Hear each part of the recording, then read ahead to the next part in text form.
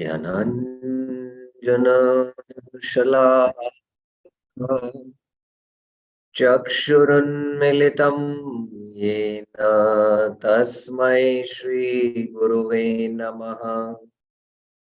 श्रीचैतन्यमनोभीष्टं स्थापितं येन भूतले स्वयं रूप कदा मह्यं ददाति स्वपदान्तिकम्।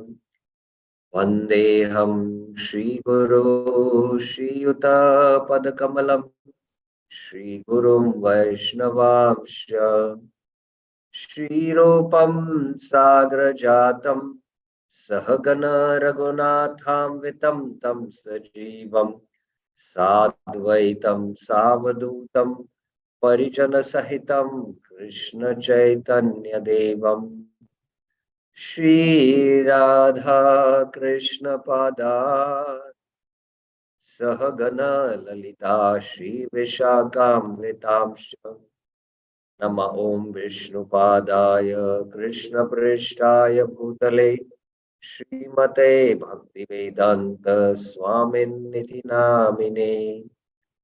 नमस्ते सारस्वते देवे गौरवाणी प्रचारिणे निर्विशेष शून्यवादी पाश्चात्य देशतारिणे।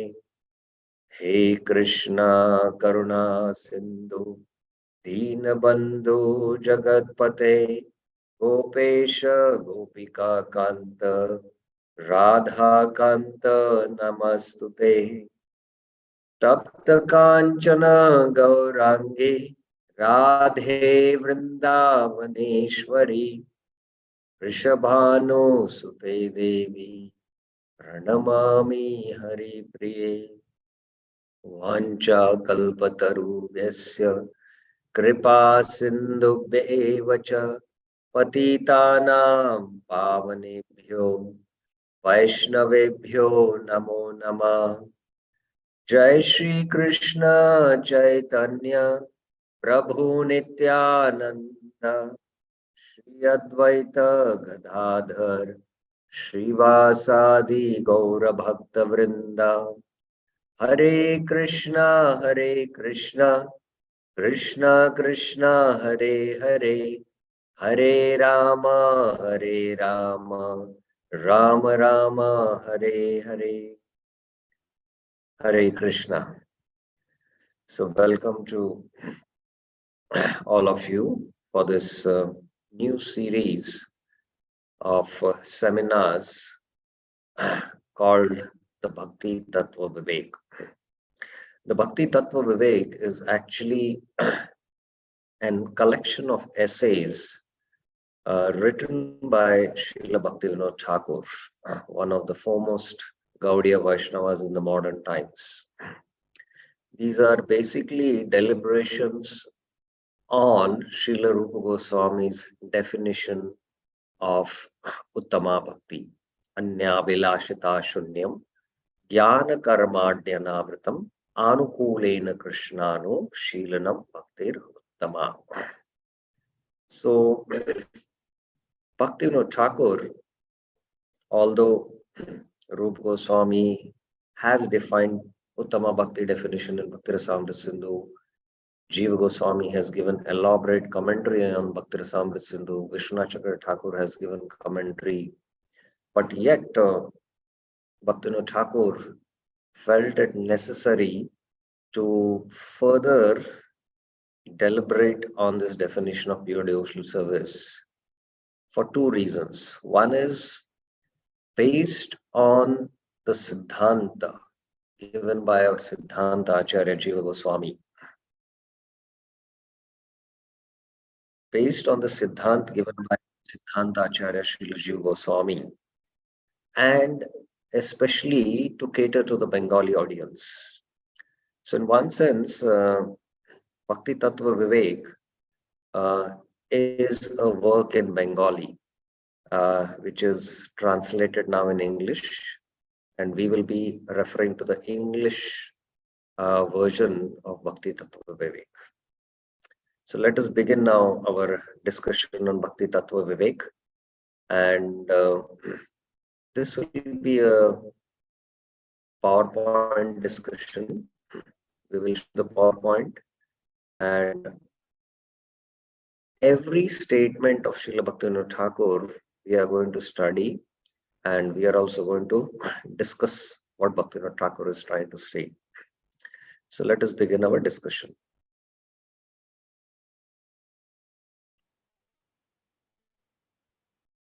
So the norms for the seminar is kindly keep your mobiles in silent or airplane mode, especially if you are using a mobile for this discussion.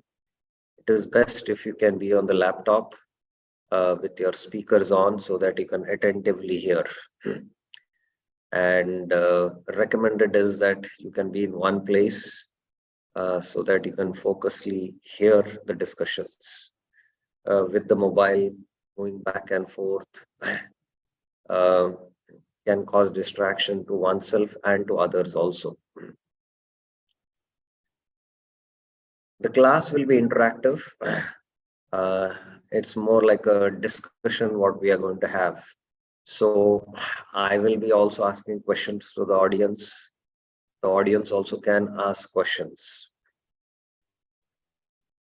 I will discuss some points or some slides and then pause for questions from the participants. If you feel that while the discussion is going on, you have a question, you can raise your hand, but I might not take the question until I finish a particular discussion. So if I feel, no, let us take up this question, I might take it up also. So kindly hold on, be in pause till I might complete a particular discussion and then take up the question. Kindly raise your hand to ask questions.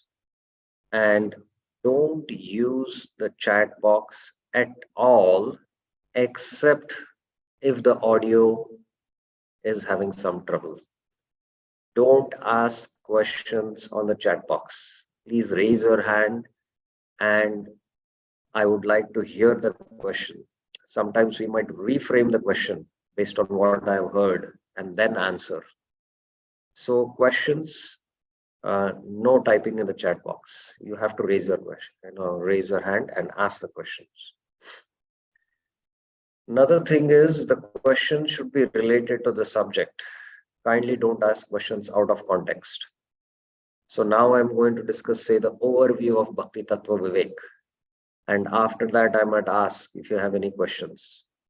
So your question should be based on the overview, not on other topics which are going to come ahead or the topics which are not related to the subject. So this is very important so that we can stick to the subject matter of discussion. So these are the norms. So Bhakti Tattva Vivek, analysis of the nature of the Tattva Vivek. Vivek means, Vivek Buddhi, we say sometimes, analyzes. The intelligence function is to discriminate, analyze matter and spirit. So Vivek, Tattva Vivek. And Tattva Vivek of what? Bhakti, the nature of Bhakti. So this is the title, a beautiful title given called as Bhakti Tattva Vivek by Srila Satchidananda Bhaktivinoda Thakur. Now the contents. Chapter 1, the intrinsic nature of devotion. What is the intrinsic nature of devotion? Bhaktivinoda Thakur has written an entire essay on this. This is first chapter. Chapter 2, an analysis of Bhakti Abhas, or the semblance of devotion. Now, what is intrinsic nature or extrinsic nature or Bhakti Abhas or semblance of devotion? That will come up. These definitions will come up when we go to each of the chapters. But just an overview of what the whole content of Bhakti Tattva Vivek is. Chapter 3 is the analysis of the natural attributes of bhakti. What are the natural characteristics of bhakti? That is chapter 3. And chapter 4 is foundation for bhakti. What is bhakti adhikar? In bhakti vivek.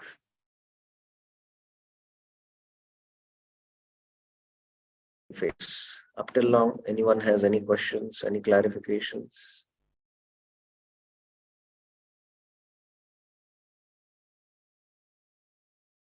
Any questions or any clarifications?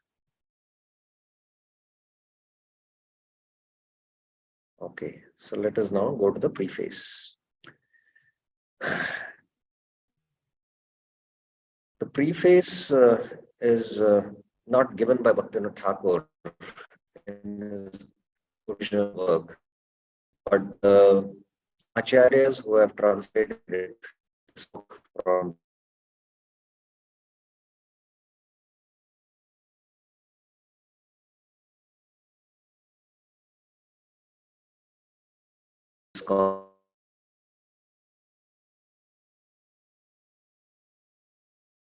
the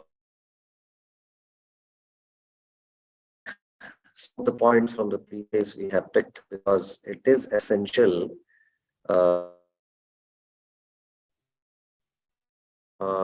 What is the purpose of the author giving this book, Bhakti Tattva Vivek? Sound is interrupting. That is maybe because of the internet connection. So let me see if we can change the connection.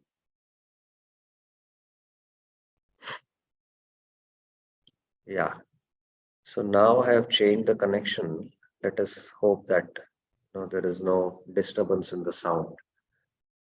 Okay.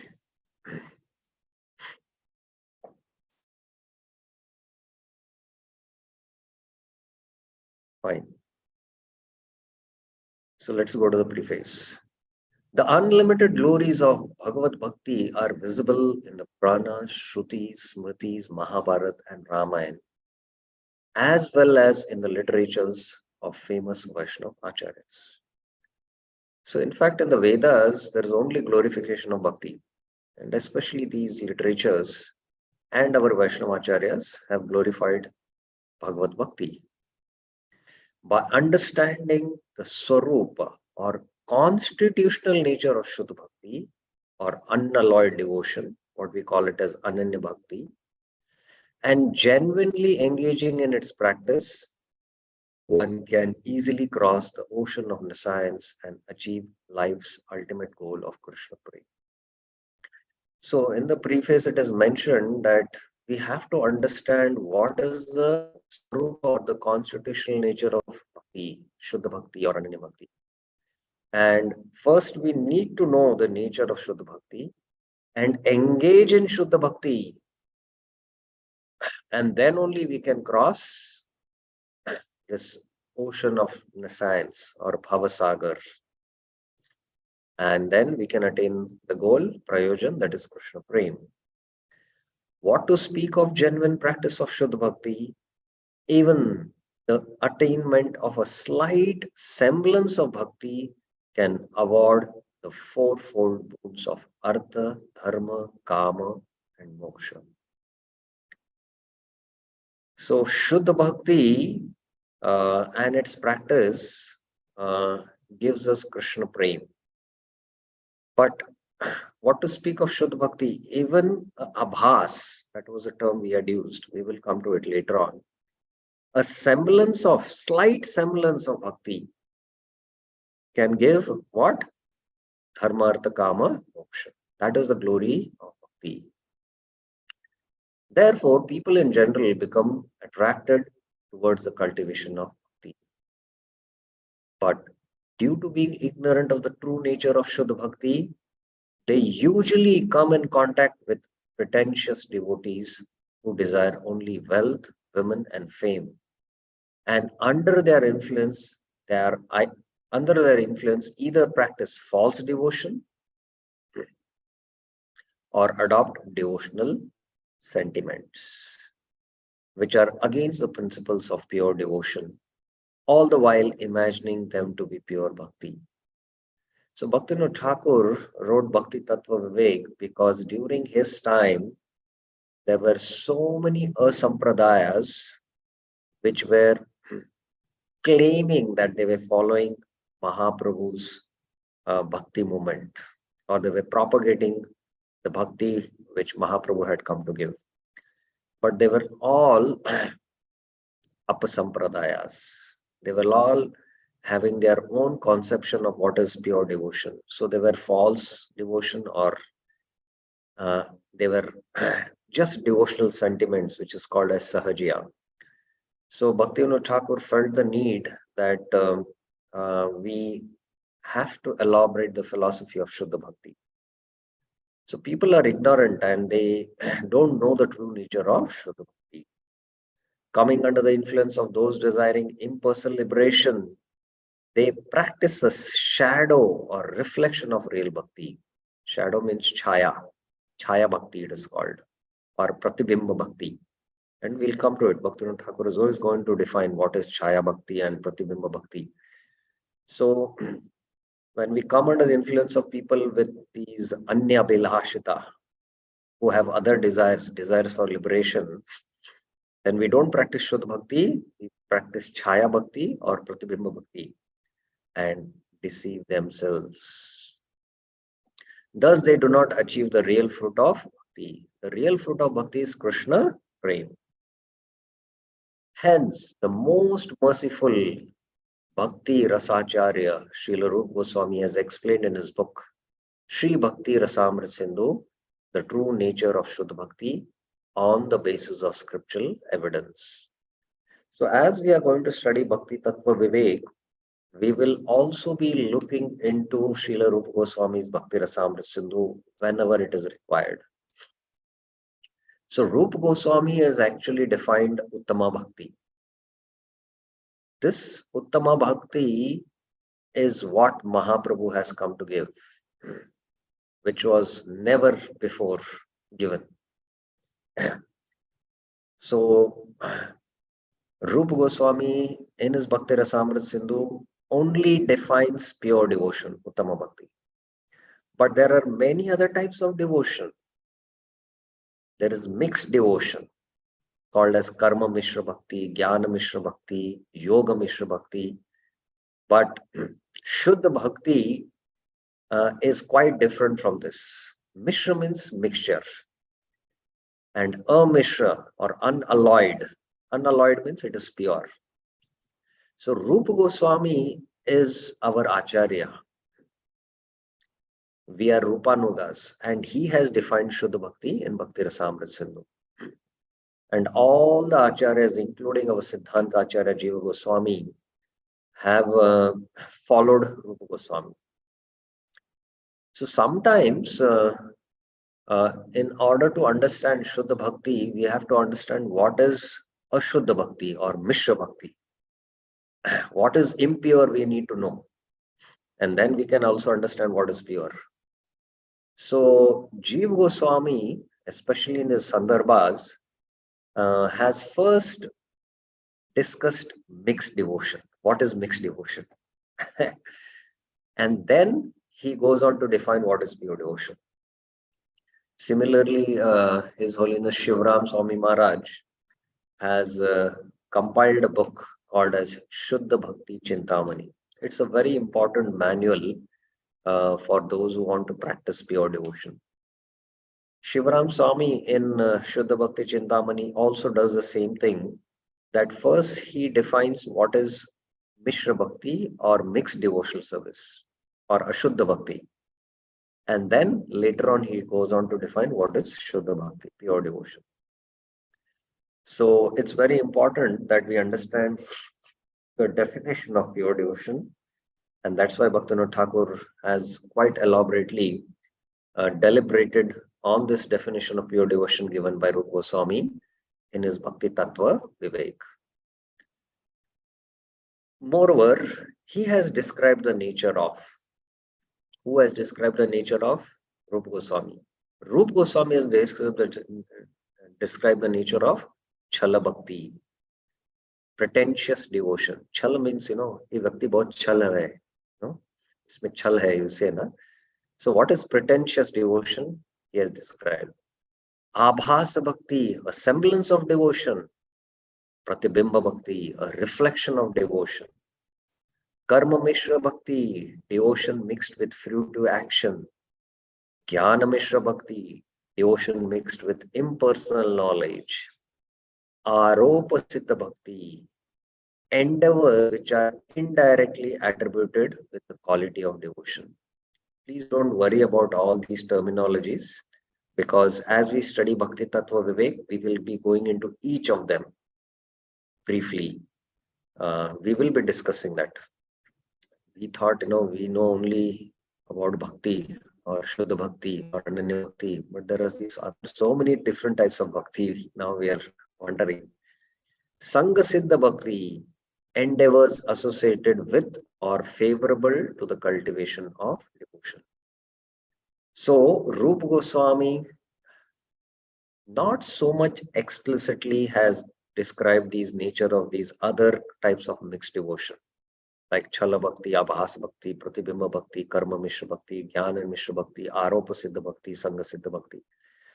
But Jiva Goswami has elaborated quite exhaustively in his Bhakti Sandarbhas.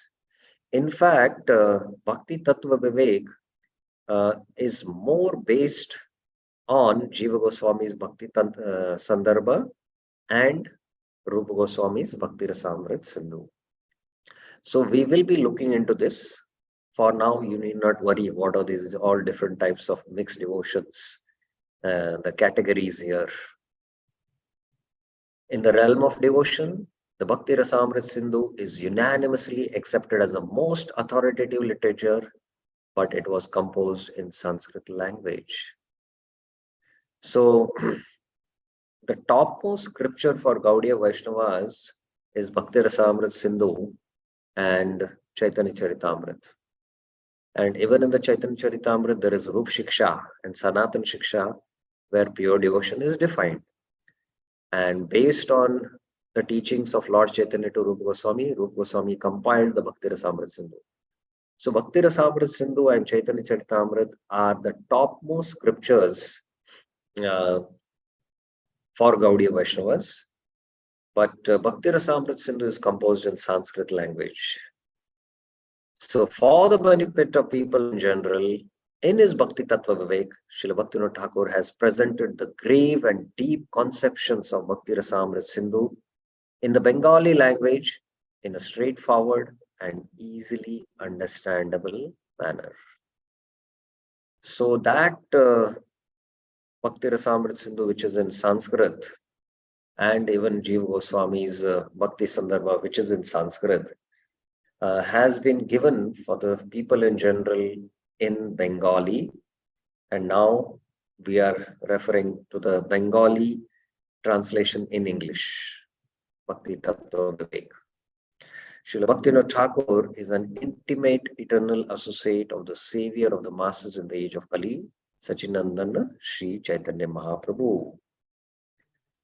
After the associates of Sri Gaurahari, such as the six Goswamis, Srila Krishnadas Kaviraj, Sri Narottam Das Thakur, and Srila Vishwanath Thakur left this world and entered the unmanifest pastimes, the 100 years that followed are considered a dark period for the Gaudiya Vaishnava line, especially between the 17th and the 18th century. So during this time, it is considered as one of the darkest periods for the Gaudiya Vaishnavas. This is because during this period in the Gaudiya line, no powerful Acharya appeared who could carry forward the teachings of Sriman Mahaprabhu in their pure form as was done previously. So Mahaprabhu's pure teachings have been carried forward by his eternal associates time and again. But in the 17th and 18th century, there was no Acharya who appeared who could carry forward these teachings. As a result, in a short span of time, in the pretext of following and preaching the Prema Dharma taught by Sriman Mahaprabhu, many false sects like Aul, Baul, Kartabaja, Neda, Nedi, Sai, Sahajiya, Saki Bheki, Smrata, Jat Gosai appeared and, while engaged in abundant misbehavior, started preaching their own imaginary and materially motivated deceitful principles. Because there was no Acharya during that time, all these kind of apasampradayas, there are 13 apasampradayas Bhaktivinoda Thakur has noted during that time.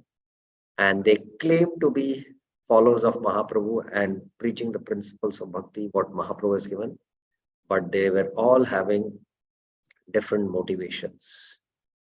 And in the name of bhakti, they were propagating what was not bhakti, or chala bhakti as it is said. They defamed Gaudiya Vaishnavism to such an extent that educated and respectable people started viewing it with abhorrence. So Gaudiya Vaishnavism got such a bad name during that time that the aristocratic people in Bengal and Orissa, especially in Bengal, did not want to associate with these Gaudiya Vaishnavas because they were engaged in so many illicit activities in the name of devotion. Gradually, the Gaudiya conception of devotion began disappearing. At this time, in the year 1838, Srila Bhaktivinoda Thakur, Sachidananda Bhaktivinoda Thakur, auspiciously appeared in a well-educated and cultured family in West Bengal. By compiling approximately 100 authoritative books on the science of bhakti in Sanskrit, Bengali, Hindi, English, and various other languages, he ushered in a new era in the Gaudiya Vaishnava line and re-established its lost glory. So Bhaktivinoda Thakur, a very powerful Acharya, appeared and practically he wrote 100 books. Can you imagine? And today, only 1/3 are available and very few have been translated from Bengali to English. And he practically revived the Chaitanya Mahaprabhu's movement. And that's why sometimes he's called as the seventh Goswami. For this great effort, the Gaudiya Vaishnavas will remain eternally indebted to him. In the modern age, Srila Bhaktivinoda Thakur set in motion once again the Bhakti Bhagirathi, or flowing river of pure devotion. And for this, he is well known as the seventh Goswami. So, it is said that the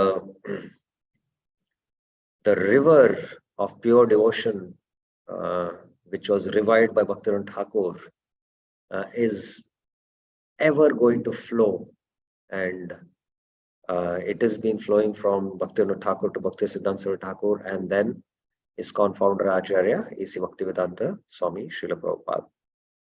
The Bhakti Prabhav means the ocean. Prabha, not Prabhava. Prabha means the wave of ocean which is flowing from Bhaktivinoda Thakur is going to flow and spread. Especially, we can see that in ISKCON. This Bhakti Tattva Vivek is a collection of 4 essays. He composed originally in Bengali on the deliberation of devotional principles. So Bhakti Tattva Vivek is a collection of 4 essays. And these 4 essays, each of these essays are 4 topics, as we mentioned. And we will be studying each of these 4 topics. I guess every topic will take 4 to 5 classes. So we are estimating around 20 plus classes. Some essays might take more time because we might refer to Bhakti Rasamrita Sindhu and other quotations from Prabhupada to substantiate what Bhaktivinoda Thakur is saying. So we will be spending on each of the essays at least 5 classes. Faithful readers can deliberate upon this literature with great concentration. By understanding the true nature of Shuddha Bhakti, one can relish the ultimate goal of all scriptures, the pure nectar of Krishna Prem, as exhibited and preached by Sri Chaitanya Mahaprabhu. Just by understanding the true nature of Shuddha Bhakti, forget about practicing it, putting it in practice. Just by understanding, we will relish Shastra Ras Aswadan. Studying the Shastra and relishing the Shastra is very, very important. So we can actually do Shastra Ras Aswadan. And when we practice it, then we can relish Bhakti Ras. And practicing, ultimately, we can attain the goal, that is Krishna Prem. Okay, so this is a preface. Any questions on this? Any clarifications? Any questions, any clarification anyone has?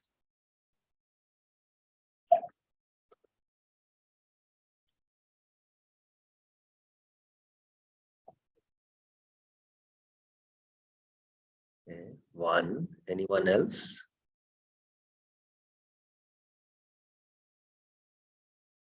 Okay. Ashray Yog Prabhuji. Yes, Prabhuji. Hare Krishna, Prabhuji, Dandat Pranam. Prabhuji, you said this, Bhaktivinoda Thakur has written this book, The Wave of Bhaktis. Now, I could not hear that its name. I could not hear that it's name. It's not the Wave of Bhakti, Bhakti TATTVA VIVEK. No. The Bhaktivinoda Thakur has written this book, the Rivers of Bhakti. Rivers of Bhakti, you said, no? The word. Not rivers. Through Bhaktivinoda Thakur, the Bhakti Bhagirathi. Just yes. like, King Bhagirath, yes, got the Ganga on this planet Earth.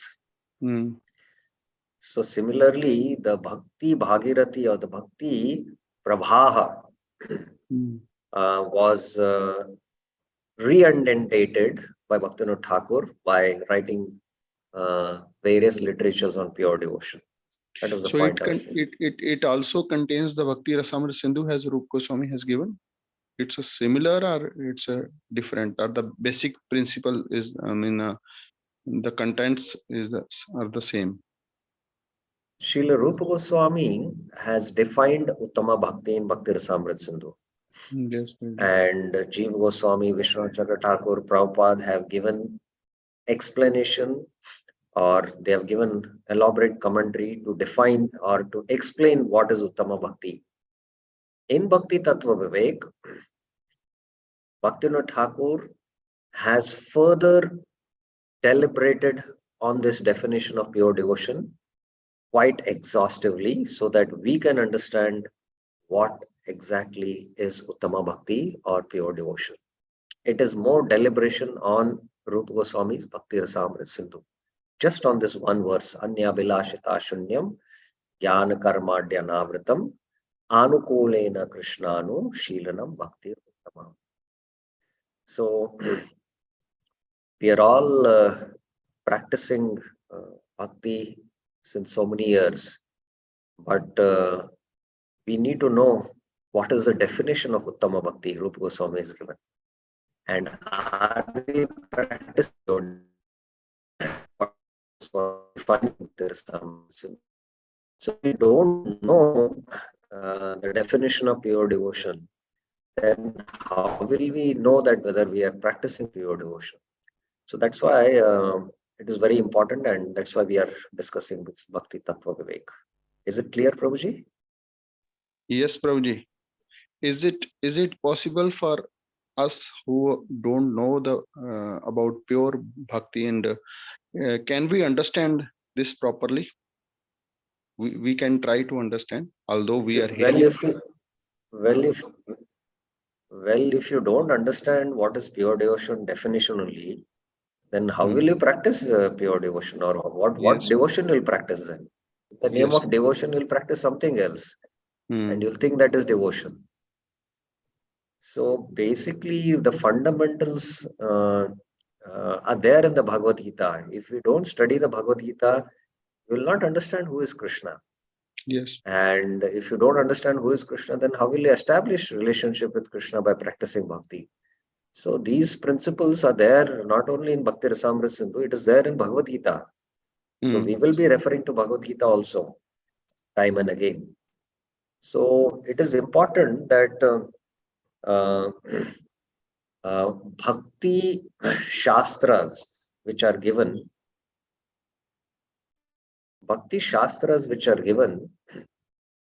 uh, the more one understands and with that understanding practices devotion, the more nearer he is to the goal. If we don't have knowledge about something and we act without having that knowledge, then we'll mess up. If we don't have knowledge of how to use this machine, we have not been trained how to use this machine, and we start using the machine, we might mess up with the machine, and we ourselves might get injured while using the machine. So similarly, if we don't have knowledge of what is pure devotion and don't practice uh, bhakti based on what is defined as pure devotion, then we'll not get the results. So it is all the more important that we should understand it. Is it clear? Thank you. Thank you, Prabhuji, very much. Thank you very much. It's very clear. Yeah. Any other questions or clarifications anyone has regarding the preface? Any other clarifications? Yes. Birendra Yadav Prabhuji. Yes. Hare Krishna, bro, Dandatnam. Bro, just one clarification. This 4 essays are 4 different books Bhaktivinoda Thakur has written, or it's in one book? Yeah. These are 4 different essays which Bhaktivinoda Thakur wrote in Bengali. And all 4 together is now compiled in the form of a book called as Bhakti Tattva Vivek. These, I think, originally appeared in his magazine, Sajjana Toshini, as far as I recollect. If you have come across Bhaktya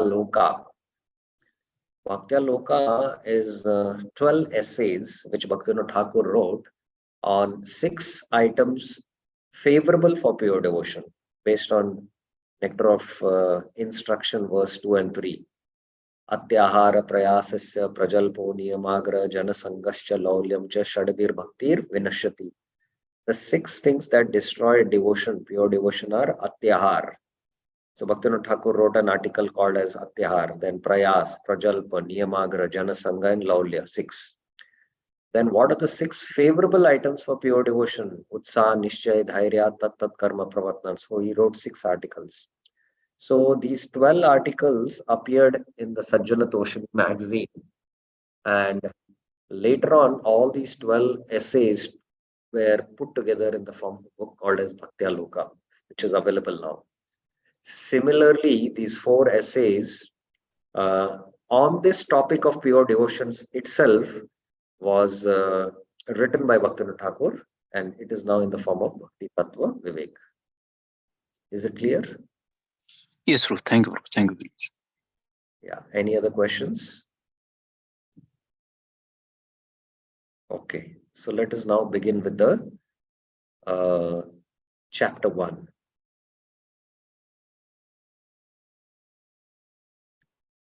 So we will go slow, and devotees,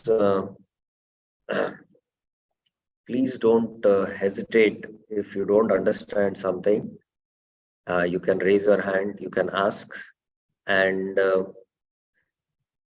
it takes time to really, first of all, hear the subject, have an intellectual insight. Oh, yes, now I understand.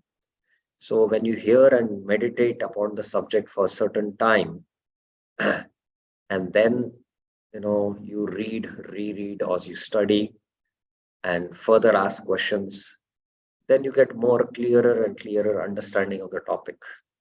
And then ultimately, when you understand, and then with that understanding you practice, then you start getting the results. So don't expect that I will just hear now and I will understand it and then it's done. No. With our practice of devotion and with our maturity, over a period of time, things become more and more clear. Uh, uh, deliberating on the Shastra is also a kind of bhajan. Deep contemplation is also a kind of bhajan. So we will go quite slowly, step by step, and we will sometimes use some drawings to explain what is the concept which Bhaktivinoda Thakur or Rupa Goswami are presenting, so that we can understand the subject better.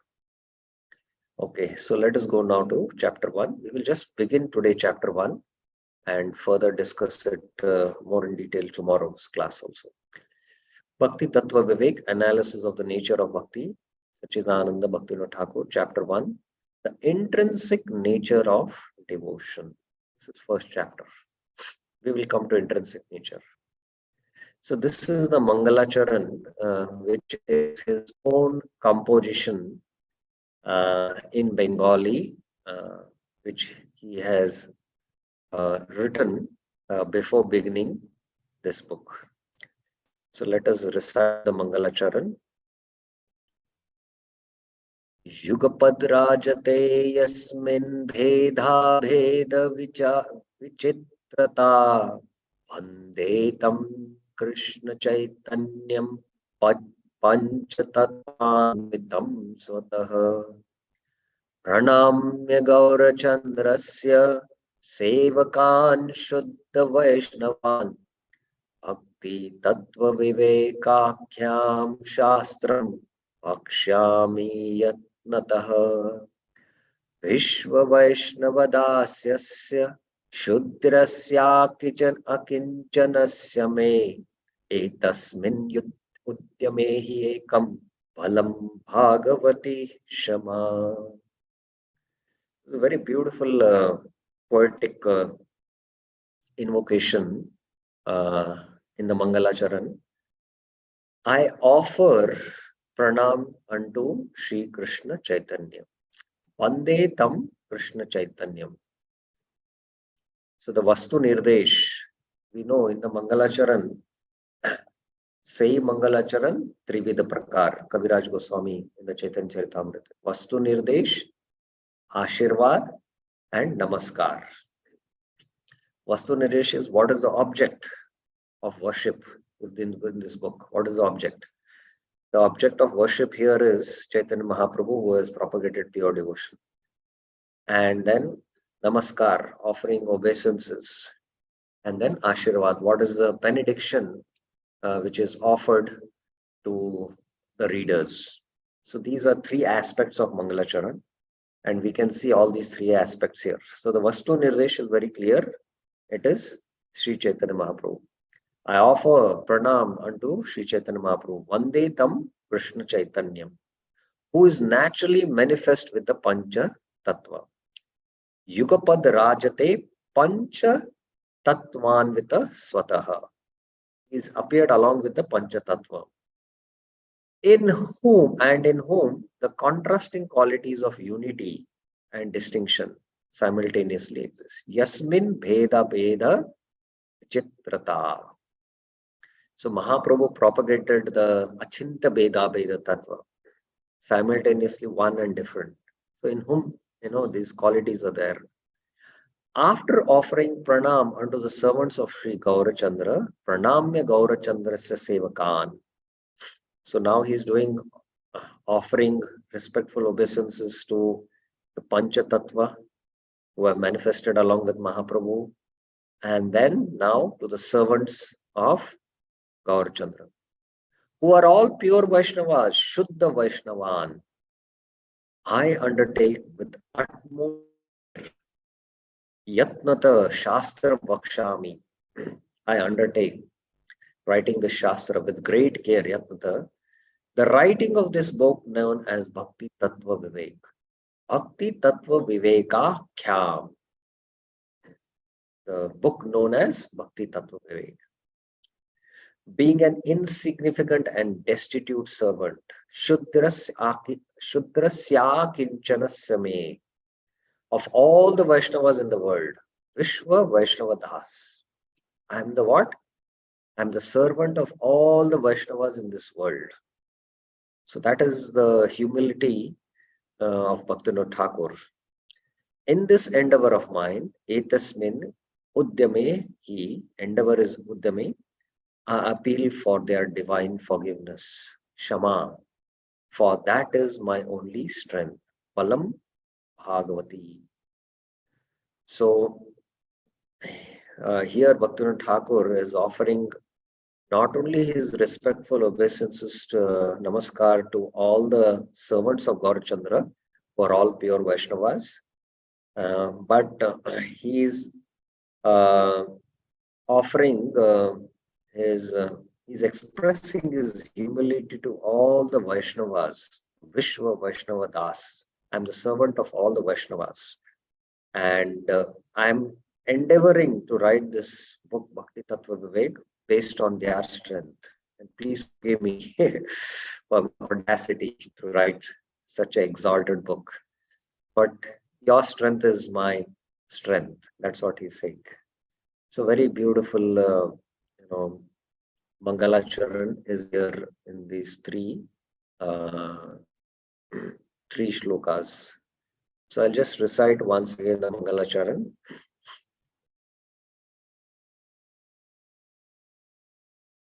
Yugapadrajate yasmin bhedha bheda vichitrata Vande tam Krishna Chaitanyam Panchatattvanvitam Satah Pranamya Gaurachandrasya Sevakan Shuddha Vaishnavan Bhakti Tattva Vivekakhyam Shastram Vakshami Yatnata Vishwa Vaishnava Dasyasya Shudrasya Kinchanasya me Etasmin Udyame Ekam Alam Bhagavati Shama.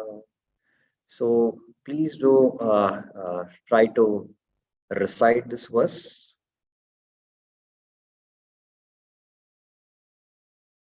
It is very important, and by offering Mangalacharan, we are invoking auspiciousness so that all the obstacles in trying to understand Bhakti Tattva Vivek will be taken away. So I will be sharing the slides and you can go through it and try to recite it. Okay. Now, I have put subtitles here as Banu Maharaj has done in his translation. And this helps us for each of the paragraphs, what Bhaktivinoda Thakur is trying to say. So that's why I have given titles. And what we are going to do is that each of these titles we are going to discuss. And then if there are any questions, we will take up the questions. So the first theme of first paragraph is tasting and preaching pure bhakti.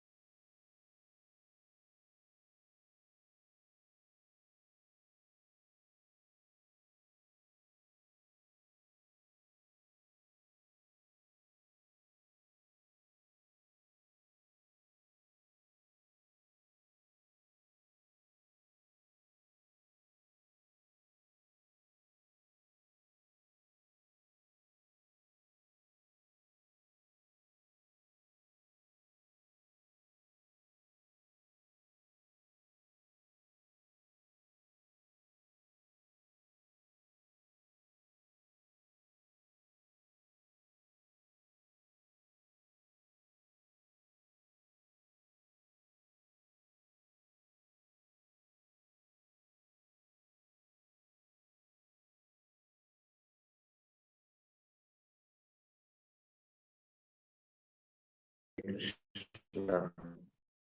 Sorry, we lost the connection. I don't know for some reason. So we got disassembled for some time. Now we'll reassemble. So what is Bhaktivinoda Thakur saying?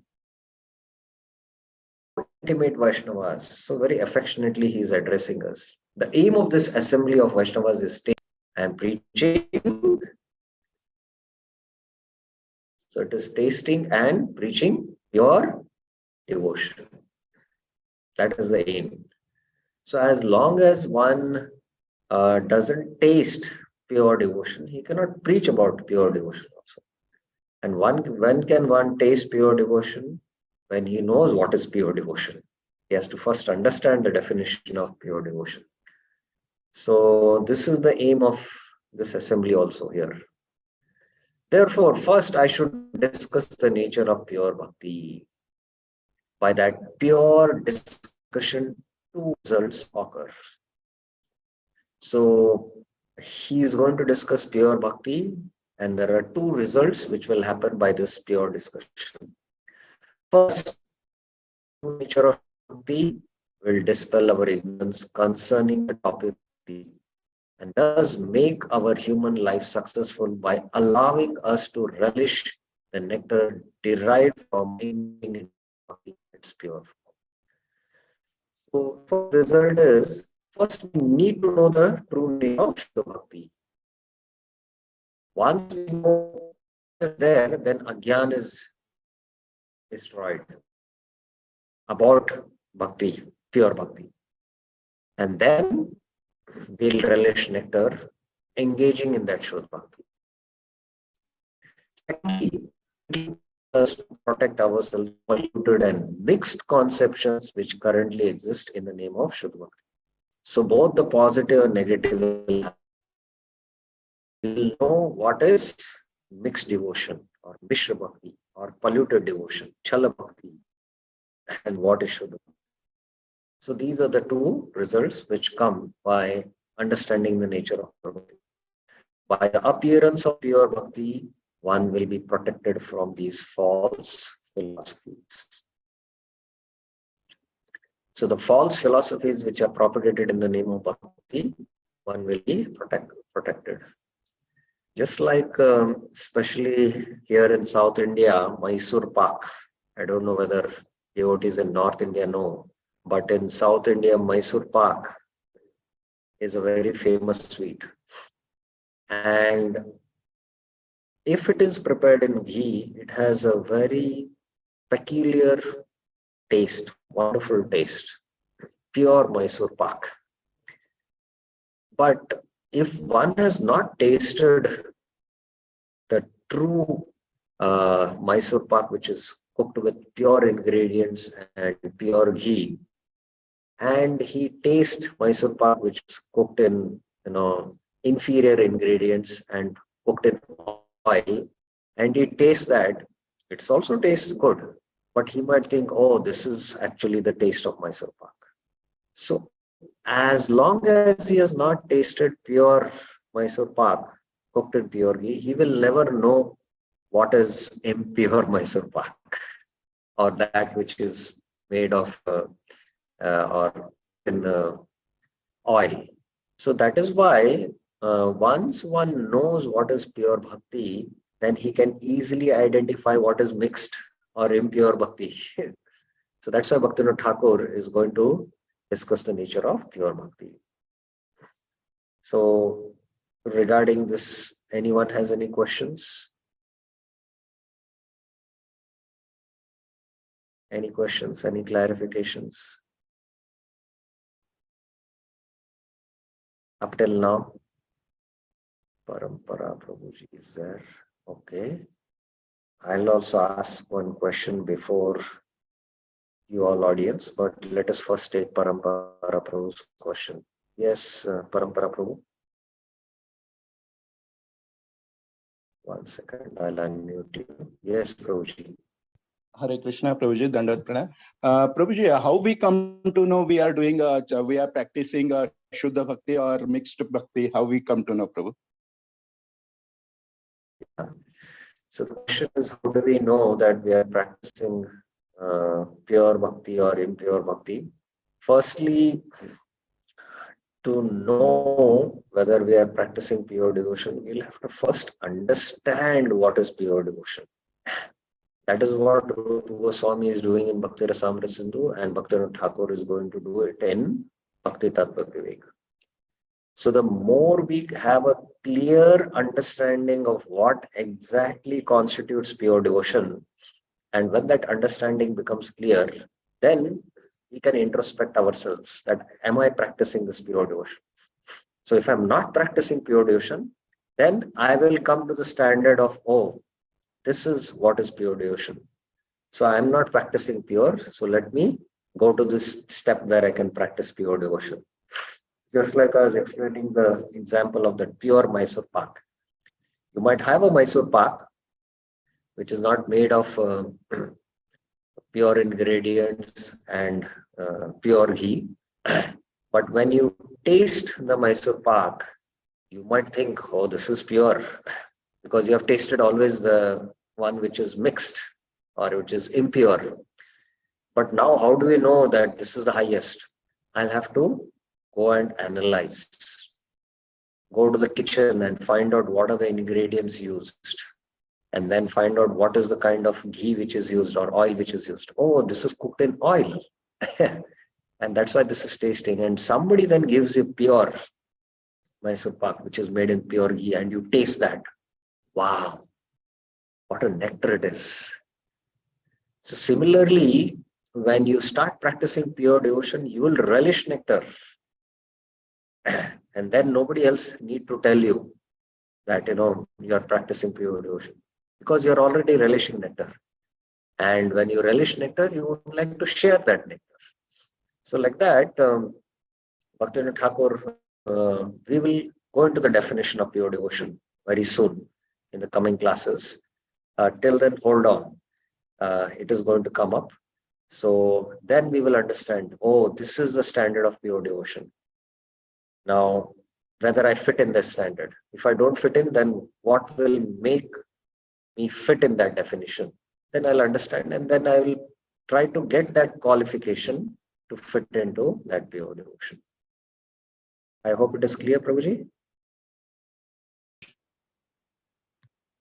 Yes, Prabhuji. Thank you, Prabhu. Hare Krishna. Any other questions about this one paragraph which we discussed? Okay, Birendra Yadav Prabhuji has a question. Yes, Birendra Yadav Prabhuji.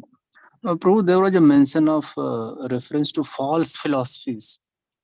If you can elaborate that, Prabhu, false philosophies. Yeah, the false philosophies in the name of pure devotion are basically the apasampradayas, Sahajya Bhakti. Sahajyas, they think, it's not important to discuss Bhagavad Gita. We will just discuss the Raslila Panchadhyaya. So this all discussion is for neophytes. We'll directly discuss the most intimate pastimes of Krishna with the gopis. And they say that, oh, there is no need to practice Vaidhi Sadhana Bhakti. So they come up with their own mental concoctions, and they come up with their own philosophies of this is what is devotion. So these are many in number, and that is a subject matter separate in itself. But as we discuss now pure devotion, all understand what is devotion. So the Bhakti will be dealt, and when you understand what is Buddha, at the same time, both will parallelly. Is it okay, Prabhuji? Yes, Prabhu. Thank you. Thank you. Yes. So any other questions anyone has up till here now? Okay, I will ask a question now. So Bhaktivinoda Thakur says that he is going to discuss the nature of pure devotion. And by discussing the nature of pure devotion, there will be two results. So what are the two results? Who will answer? Just now we saw it. Radha Jivan Prabhuji. Let's give a chance to Radha Jivan Prabhu. Yes, Prabhuji. Vaishnava and so first one says, Prabhu, understand pure bhakti. And second point is to understand the pure bhakti.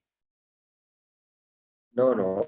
There are two results which come by understanding pure devotion. What are the two results? One is to understand bhakti and to meet the pure bhakti, and second is to protect from the false philosophers, deviating from the false philosophy. Okay, let us hear Raghavendra Naik. Prabhuji, yes. What are the two results? Hare Krishna, Prabhu. No, I have not raised to answer your question because I couldn't hear your question only. I raised my hand to ask my question, and that was sorry, Prabhu. What is it? Come again. What is your question? The question is that by understanding pure bhakti, there are two results. What are the two results Bhaktivinoda Thakur has said? Okay. No, I don't know, Prabhu. Thanks. I don't know. We have to be very attentive when the discussion is going on, otherwise we will miss very important things. Yeah, Birendra Yadav Prabhuji. Hare Krishna, Prabhu. The two results are, Prabhu, one is that it will dispel our ignorance, avidya will be destroyed. And second is by practicing devotional service, we'll relish the nectar. That is the same point. Ignorance will be destroyed. And practice of pure devotion. And it will be protected from polluted and misconception. Yes. So these are the two results. Ashray Govind Prabhuji, you want to say something? Yes, Prabhuji, it will dispel our ignorance, and first, it can protect us from false philosophy. Yes. So that's why we have to carefully be attentive while the discussion is going on, so that we very clearly understand the subject. The power was lost. Okay. Yeah. So here it is mentioned. To dispel our ignorance concerning the topic of bhakti and thus make our human life successful by allowing us to relation in Shuddha Bhakti in its pure form. So it protects us from polluted and misconceptions in the name of Shuddha Bhakti. Okay. So we have 5 minutes left. And I don't want to start the next paragraph because that will take time, and we don't want to stick to our timings. So, any questions anyone has until now, what we have discussed? Any clarifications about Bhakti Tattva Vivek, and we have to stick to the topic of our discussion. Yes, Raghavendra Naik Prabhuji. Hare Krishna. This is about once we know that we are doing impure devotion, and once we realize that, we have to approach Bhagavata. That means the walking Bhagavata. How to approach? How accessible he is?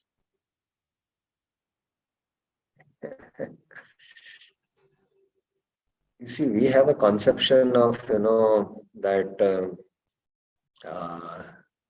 the Guru manifestation is manifold, and there are Gurus of various types. Like when we are hearing or we are studying Prabhupada books, Prabhupada is our founder Acharya and the Shiksha Guru for all ISKCON devotees. And we are hearing from Prabhupada through his books. We are hearing live from very exalted devotees or in the Bhagavatam class. They are also acting as in one sense Guru. And then we are under some teacher whom regularly we are studying, and we are able to understand, we are able to connect with them. They are also acting as teachers for us. So like that, there are Shiksha Gurus and Diksha Gurus. And as the sadhaka gets qualified, and Krishna sees the sincerity in the heart of the sadhaka, Krishna will direct him. And Krishna will give him the understanding how to approach. And the principle is very clear in the Bhagavad Gita, Tadviti Pranipatena Pariprashnena Sevaya Upadikshanti Te Jnanam Jnaninas Tattvadarshina. Pranipata. One should be very submissive in his inquiries also. That is humility. Pariprashna. One should ask questions in a submissive way, not in a challenging way. And sevaya. One should serve them. And by that, upadikshanti. Upadiksha means diksha. Diksha means giving them transcendental knowledge. Te jnanam. They give this knowledge because jnaninas. They are already self-realized. Tattva darshana. And they have realized, they have seen the truth. So this understanding will come when we are ready. And Krishna will give us the necessary knowledge from within, how to and without, how to approach the teachers. Is it clear, Prabhuji? Satisfactory to you?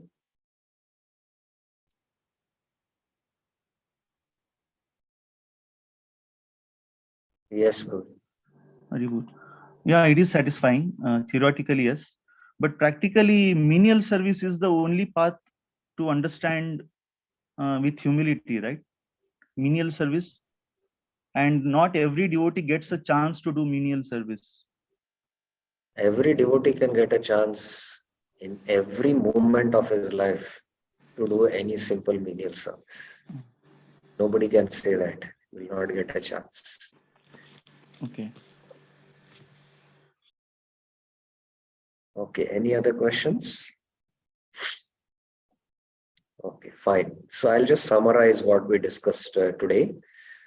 We began with this series of seminars on Bhakti Tattva Vivek, and it is a very important discussion because Bhaktivinoda Thakur has written 4 essays on the deliberation of pure devotion, Shuddha Bhakti, as defined by Rupa Goswami in the Bhakti Rasamrita Sindhu. This is originally a work in Bengali. Bhaktivinoda Thakur has written in a simple language because Bhakti Rasamrita Sindhu is in Sanskrit. And also Jiva Goswami or Siddhanta Acharya has given Bhakti Sandarbha, which is also in Sanskrit.